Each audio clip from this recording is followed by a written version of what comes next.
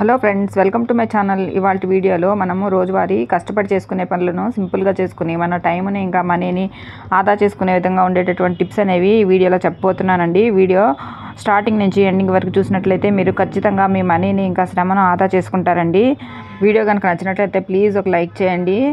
ఇంకా first tip ఏంటో తెలుసుకుందామండి. మనము ఇలా సోప్స్ని కొన్నప్పుడు ఇలా బాక్సుల్లో వస్తూ ఉంటాయి కదండి. ఈ సోప్ బాక్స్ని మనము సోప్ వాడేసిన తర్వాత పడేస్తూ ఉంటాం కదండి. అలా కాకుండా ఈ సోప్ బాక్స్లో లోపల ఒక పేపర్ ఉంటుంది కదండి. ఆ పేపర్లో మడత పెట్టి మనకి సోప్ వస్తూ ఉంటుంది కదా, ఆ పేపర్ని మనం ఇలా యూజ్ చేసుకోవచ్చండి.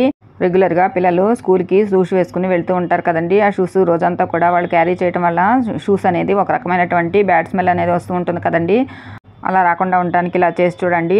స్కూల్ నుంచి వచ్చిన తర్వాత షూస్లో మనకి ఇలా సోప్ పేపర్ ఉంటుంది కదండి. ఆ పేపర్ని 2 ముక్కలుగా కట్ చేసుకుని ఇలా షూస్ లోపలికి కనుక పెట్టుకున్నట్లయితే మనకి మార్నింగ్కి షూస్లో బ్యాడ్ స్మెల్ అంతా పోయి మంచి వాసన వస్తూ ఉంటాయండి. తర్వాత మనము స్కూల్కి వెళ్ళాలనుకున్నప్పుడు ఈ షూస్లో ఈ పేపర్ని తీసేసి మనం షూస్ వేసుకున్నట్లయితే మనకి సరిపోతుందండి. తర్వాత సింతాల్ సోప్ నుంచి మంచి సువాసన అనేది ఉంటుంది కాబట్టి మనం కర్చీఫ్లు కూడా ఇలాగే సోప్ బాక్స్లో పెట్టుకుని మనం కర్చీఫ్లు కూడా బయటికి తీసుకుని వెళ్ళొచ్చండి. కర్చీఫ్లు కూడా మంచి స్మెల్తో ఉంటాయి. ఇంకా సెకండ్ టిప్ ఏంటంటే మనము గ్రోసరీ ఐటమ్స్ అనేవి ఇలాంటి ప్యాకెట్స్లో కొంటూ ఉంటాం కదండి. ఈ ప్యాకెట్స్ మనము ఓపెన్ చేసి డబ్బాల్లో కానీ ఇంకా గ్లాస్ బాటిల్స్ అలాంటి వాటిలో పోసుకుంటూ ఉంటాం కదండి.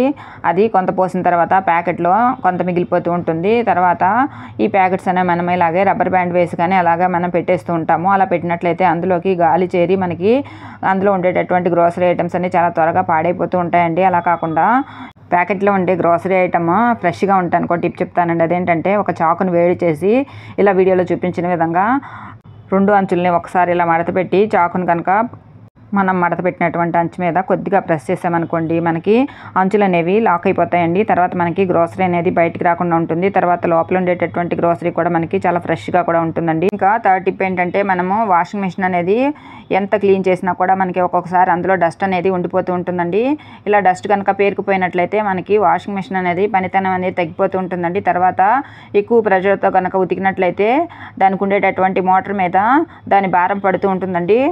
డెసికాల్ అని చెప్పి మనకి పౌడర్ ఒకటి దొరుకుతుందండి. ఆన్లైన్లో కూడా ఇది అవైలబిలిటీ ఉంటుంది. ఇది మనము ఆన్లైన్లో కొనుక్కొని కనుక యూజ్ చేసినట్లయితే మనకి వాషింగ్ మిషన్ అనేది చాలా నీట్గా క్లీన్ అవుతుందండి. తర్వాత మనకి మోటార్ కూడా రిపేర్ రాకుండా కూడా ఉంటుంది. వాషింగ్ మిషన్ అనేది ఎక్కువ కాలం పనిచేస్తుందండి. మనము గిన్నెలు తోమటానికి విమ్ లిక్విడ్ ఇంకా ప్రిల్ ఇలాంటి లిక్విడ్స్ వాడుతూ ఉంటాం కదండి. ఇవి వాడిన తర్వాత ఈ బాటిల్స్ అన్ని ఖాళీ అయిన తర్వాత బాటిల్స్ అనేవి పడేస్తూ ఉంటామండి. అలా పడేయకుండా ఒకసారి ఇలా ట్రై చేసి చూడండి. బాటిల్కి అడుగు బాగాన మార్కర్ పెన్ తోటి ఇలా మార్కింగ్ చేసుకుని బాక్స్ షేప్ వచ్చేలాగా మనం చాకుని వేడి చేసుకుని ఇలా కట్ చేసుకోవాలండి. ఇలా కట్ చేసుకున్న తర్వాత ఈ బాక్స్ కడుగు భాగాన్ని కూడా మనం ఇలా హోల్స్ పెట్టుకున్నట్లయితే ఇది మనకి ఒక సోప్ బాక్స్ లాగా ఉపయోగపడుతుందండి. లేకపోతే మనం ఇలా షాంపూ ప్యాకెట్స్ కూడా వేసుకొని మనం ఇలా బాత్రూంలో పెట్టుకున్నట్లయితే మనకి కావాల్సినప్పుడు తీసుకొని వాడుకోవచ్చండి. తర్వాత ఫిఫ్త్ టిప్ ఏంటంటే మనకి ఇలాంటి థర్మాకోల్ షీట్స్ అనేవి మనము ఆర్టిఫిషియల్ జ్యువెలరీ అలాంటివి కొంటాం కదండి, వాటికి వస్తూ ఉంటాయి. లేదంటే మనకి ఇవి బిందీలు కొన్నప్పుడు కూడా మనకి బాక్స్లో ఉన్నప్పుడు ఆ బాక్స్లో అడుగు బాగాన ఇలాంటి షీట్స్ అనేవి వస్తూ ఉంటాయి కదండి.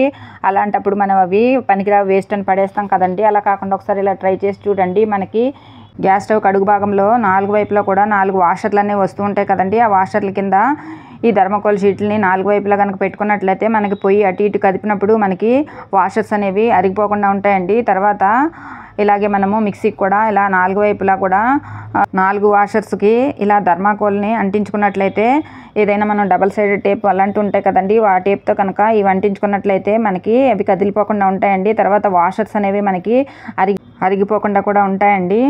ఈ టిప్ అనేది 100% వర్క్ అవుతుందండి. ఒకసారి మీరు కూడా ఇలా ట్రై చేసి చూడండి. ఫ్రెండ్స్, ప్లీజ్ ఒక చిన్న రిక్వెస్ట్ అండి. ఎవరైనా ఛానల్ కనుక సబ్స్క్రైబ్ చేయకుండా చూస్తున్నట్లయితే ప్లీజ్ సబ్స్క్రైబ్ చేసుకోండి. పక్కనే ఉన్నటువంటి బెల్ గంటను కనుక ఆన్ చేసినట్లయితే నేను చేసే వీడియోస్ అన్నీ కూడా మీకు నోటిఫికేషన్స్లో వస్తాయండి. ఇంకా 6th టిప్ ఏంటంటే అసలు ఎవరైనా ముగ్గులు వేయటం రాని వాళ్ళు ఉంటారు కదండి, వాళ్ళు ఇలా కనుక ట్రై చేసినట్లయితే ఈ పండగకి ఈజీగా ముగ్గులు అనేవి వేసుకోవచ్చండి. వేయడం అనేది సరదాగా ఉంటుంది కదండి. వాళ్ళతో కూడా ఇలా ముగ్గులు వేయిస్తే కనుక వాళ్ళు ఈజీగా ముగ్గులు వేసేస్తారండి. అదేంటంటే మనకి జల్లిబుట్టు ఉంటుంది కదండి, అంటే మనము కూరగాయలు తర్వాత ఫ్రూట్స్ అలాంటివన్నీ వాష్ చేసుకుంటాం కదండి. అలాంటి ఇలా హోల్స్ ఉన్న గిన్నెను తీసుకోవాలండి. ఇక్కడ మీకు వీడియోలో చూపించడానికి ఇక్కడ నేను పళ్ళెంలో వేసి చూపిస్తున్నానండి. మీరు ఇలాగే ఇంటి ముందు కానీ లేదంటే మన గుమ్మ ముందు కానీ ఇలా వేసుకోవచ్చండి. ఇక్కడ ప్లేట్లో గిన్నెను సెంటర్లో పెట్టుకుని అక్కడ ఆ గిన్నెలో కనుక మనం ముగ్గు కనుక వేసినట్లయితే తర్వాత ఆ గిన్నెను కనుక మనం పై తీసేసామనుకోండి, దానికి ఉండేటటువంటి హోల్స్లో నుంచి ముగ్గు అనేది పడుతుందండి.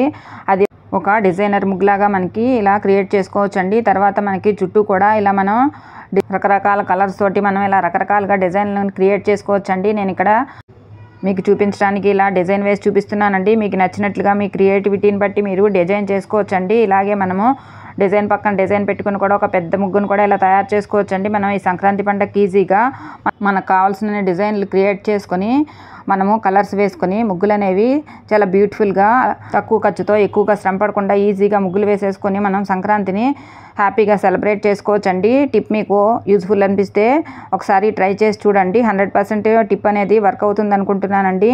ఇంకా లాస్ట్ టిప్లోకి వెళ్ళిపోదామండి. మనకి ఇలాంటి సోప్ బాక్సులు అనేవి లేదంటే ఏదన్నా మన కార్డ్బోర్డ్ బాక్సులు అనేవి ఏవైనా సరే మనం బయట నుంచి ఏవైనా వస్తువులు కొన్నప్పుడు ఇలా వస్తూ ఉంటాయి కదండి. ఇలాంటి బాక్సులన్నీ కూడా మనం వేస్ట్ అని పడేస్తూ ఉంటామండి. అలా కాకుండా ఒకసారి ఈ బాక్స్ని ఇలా ట్రై చేసి చూడండి.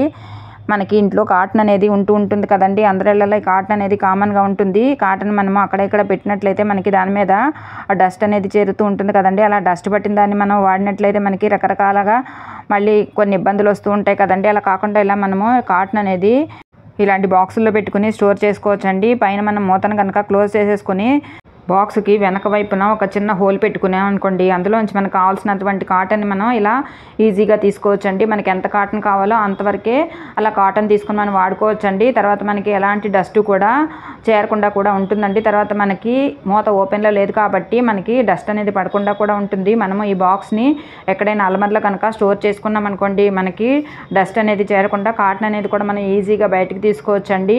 టిప్ నచ్చితే కనుక లైక్ చేయండి. ఇంతేనండి ఇవాళ వీడియోలోని టిప్స్ అన్నీ కూడా మీకు నచ్చాయి అనుకుంటున్నానండి. Thanks for watching this video. Thank you.